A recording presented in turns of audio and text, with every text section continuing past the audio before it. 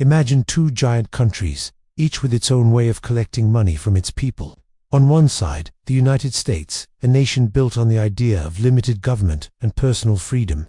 On the other side, Brazil, a vibrant, complex economy with one of the most complicated tax systems in the world. Today, we're going to explore how these two systems came to be and why they're so different. Let's start with the United States. The very first federal income tax appeared during the Civil War in 1861, just to fund the war effort, but it didn't last. The modern U.S. income tax system was born in 1913, when the 16th Amendment to the Constitution was ratified. Since then, the U.S. tax code has gone through endless changes, from the massive tax cuts of the 1980s to recent adjustments for corporations and global earnings. Now, Brazil's story is completely different. Its tax system grew out of Portuguese colonial rule, where taxes were centralized and focused on exports like gold, sugar, and coffee.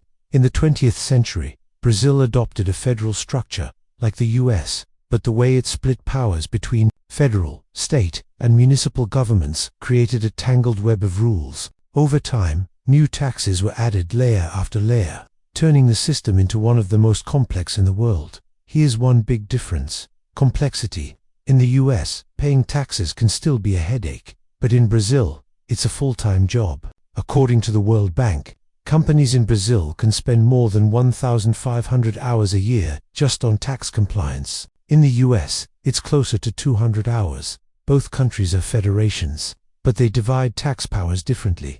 In the US, the federal government collects income tax, while states set their own income or sales taxes, and some states, like Florida and Texas, don't have a state income tax at all. In Brazil, states handle ICMS, a tax on goods and some services, while municipalities handle ISS, a tax on services. But the federal government still takes a much larger role overall, collecting income tax, social contributions, and other consumption taxes. And then there's culture. In the US, the idea of no taxation without representation is rooted in history. Taxes were one of the sparks that lit the American Revolution. Americans tend to push back hard against tax increases. In Brazil, people also complain about high taxes, but for a different reason. They often feel they're not getting enough in return. Given problems with infrastructure, bureaucracy, and corruption scandals, internationally, the differences continue. The US is one of the few countries that taxes its citizens on worldwide income, no matter where they live. Brazil taxes residents on worldwide income too, but doesn't tax non-residents unless they earn from Brazilian sources. And here's a big problem: there's no tax treaty between the two countries, which can lead to double taxation for people and businesses operating in both. Over the years, both nations have debated tax reform. The US focuses on staying competitive and closing loopholes. Brazil's main goal is to simplify the system, cutting down the number of taxes and reducing the insane amount of time spent on compliance. At the end of the day, neither system is perfect, but knowing how they evolved gives us the key to understanding why they work, and sometimes why they don't. And trust me, this is just the beginning.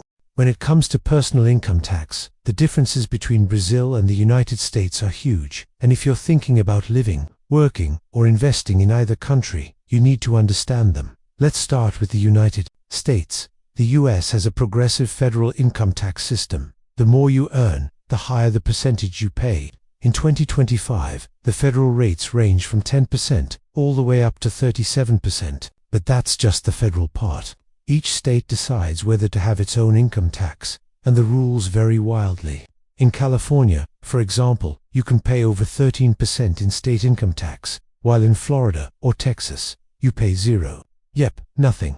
But here's the twist. If you're a US citizen or permanent resident, the IRS taxes you on your worldwide income, even if you live abroad. That's right, you could be living in Rio de Janeiro for 10 years, earning money only in Brazil, and you'd still have to file a US tax return every year.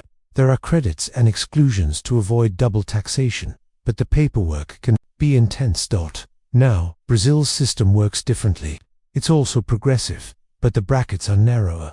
In 2025, most people pay between 7.5% and 27.5% in federal income tax. There are no state income taxes, only the federal government. Taxes, personal income, on paper, That sounds simpler, but in practice, Brazil's tax rules can still be complicated, especially for people with multiple sources of income, investments, or self-employment earnings. One big difference is how tax is collected. In the US, if you're an employee, taxes are withheld from your paycheck automatically. You file an annual return to reconcile what you've paid with what you owe. In Brazil, employers also withhold taxes, but the annual filing process is more about reporting everything you earned and making sure it matches the government's records. Another interesting point. In the US, tax deductions and credits are a huge deal. You can deduct mortgage interest, medical expenses, charitable donations, and more. Some people even get refunds bigger than what they paid during the year. In Brazil, deductions are far more limited. You can deduct certain education and medical expenses, but there are strict caps, and many expenses just aren't deductible at all. And remember, there's no tax treaty between Brazil and the US. That means if you have income in both countries, you need to carefully plan to avoid paying tax twice. There are legal ways to reduce this, but it requires careful accounting and, often, professional help. Bottom line, in the US, personal taxes are all about federal versus state differences and complex deductions. In Brazil, it's one federal system, but with its own set of rules and fewer ways to lower your bill. Both can be challenging, just in very different ways. Now let's talk about corporate taxes, because if you're running a business in Brazil or the US, the tax rules can make a huge difference in where and how you operate. In the United States, the corporate tax rate is currently a flat 21%. At the federal level, that's already much lower than it used to be. Back in 2017, it was 35%.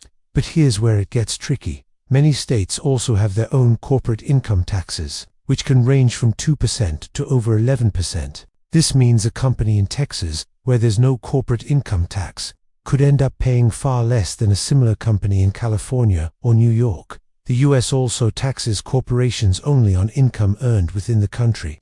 Profits earned abroad are generally taxed only when they are brought back or repatriated to the US, although recent reforms have added minimum taxes on certain overseas profits. Now, Brazil plays by a different set of rules. The headline corporate tax rate here is actually a combination of three separate taxes: the IRPJ corporate income tax, the CSLL social contribution on net profit, and sometimes additional municipal taxes, depending on your activity. When you put it all together, the effective rate for most companies is around 34%. That's significantly higher than in the USA, ND. Unlike the US, Brazil taxes corporations on worldwide income if they're considered tax residents. So, if your Brazilian company earns profits abroad, you'll still need to report and pay tax on them in Brazil. But wait, it gets even more complicated. In Brazil, there are two main corporate tax regimes, the Lucro Real and the Lucro Presumido. Under Lucro Real, you pay taxes based on your actual net profit, which can be great if your margins are low, but it requires detailed bookkeeping and constant compliance. Under Lucro Presumido, the government presumes your profit margin based on your type of business, and you pay taxes on that estimate, even if your real profits are smaller. Choosing the wrong regime can cost a fortune in the US. Corporate taxation is also influenced by deductions, credits, and special rules for different industries, from manufacturing to tech startups. Big corporations often hire armies of tax experts to legally minimize their tax bills, and here's a shared headache for both countries. Since there's no tax treaty between Brazil and the US, companies operating in both jurisdictions can face double taxation, complex reporting requirements, and higher administrative costs. Many businesses need international tax specialists just to stay compliant. Bottom line, US corporate taxes might look simpler on the surface, but state-level rules and international profit taxation can still be a maze. Brazil's system, on the other hand, is heavier, more layered, and demands constant attention, but it also offers more flexibility in choosing your tax regime if you know what you're doing. If you think income taxes are complicated, just wait until we talk about indirect taxes, the ones you pay without even realizing it. In the United States, the most common form is the sales tax. It's collected by individual states, and sometimes by counties or cities. Whenever you buy goods or certain services, the rate can be as low as 0 in states like Oregon, or over 10% in parts of Louisiana. And here's the twist. The sales tax is not included in the price tag. You see a price, you pay more at the register. Simple to understand, but wildly inconsistent from place to place. Now, Brazil takes indirect taxation to a whole new level. Instead of one main tax, there's a complex web of overlapping taxes. ICMS, a state-level tax on goods and some services, including imports. ISS, a municipal tax on services. IPI, a federal tax on manufactured products. PIS, and COFINS, federal taxes on revenue that affect almost every product and service. And yes, all of these can apply at the same time. That's why the same product can be far more expensive in Brazil than in the US. Even before adding profit margins, in the US, sales tax is generally applied only to the final consumer. In Brazil, many of these taxes are collected at multiple stages of production and distribution.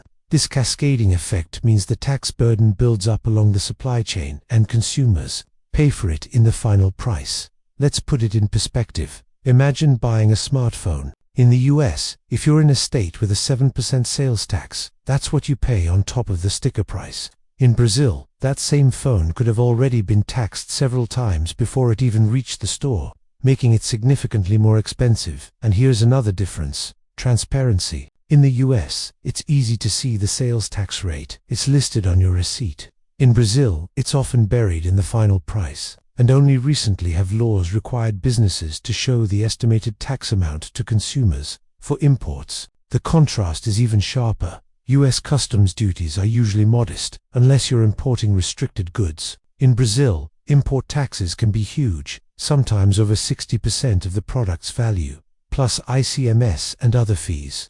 This is why so many Brazilians wait for trips abroad to buy electronics or branded clothing.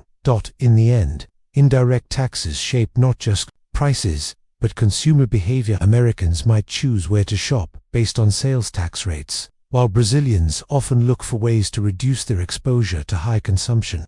Taxes from duty-free stores to online deals from abroad. If there's one thing that truly separates Brazil and the United States when it comes to taxes, it's the bureaucracy behind them. In the United States, filing taxes can still be frustrating, but the process is relatively straightforward compared to Brazil. Most Americans file online using tax software or with the help of a preparer. The IRS may even send pre-filled returns in the future, making it even easier. That's not to say the US system is perfect. Mistakes can still trigger audits, and the rules can be complex. But for most people, compliance is measured in hours, not months. Now, let's talk about Brazil. Here, compliance is an entirely different game.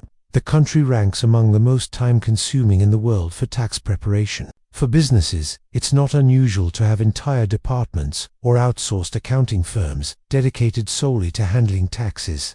Rules change frequently, forms are numerous, and the sheer volume of information required can overwhelm even experienced professionals. This complexity isn't just a technical problem, it's cultural. In the US, the phrase, "no taxation without representation," is part of the national DNA. Taxes are seen as something to keep under control, and citizens often question how their money is spent. Tax protests and political debates over tax cuts are common. In Brazil, frustration also runs high, but for different reasons.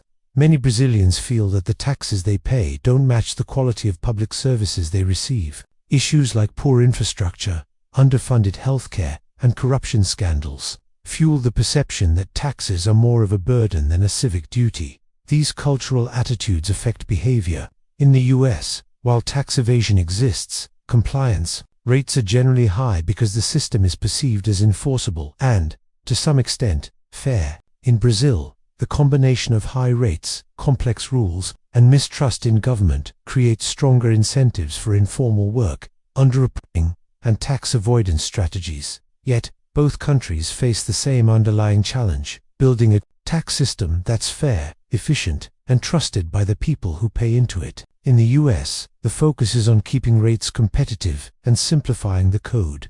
In Brazil, it's about cutting bureaucracy and proving that taxpayers get real value for their money. In the end, taxes are more than numbers. They're a reflection of how a country sees itself and its relationship with its citizens. And whether you're in New York or São Paulo, one truth remains: Understanding the system is the first step to mastering it.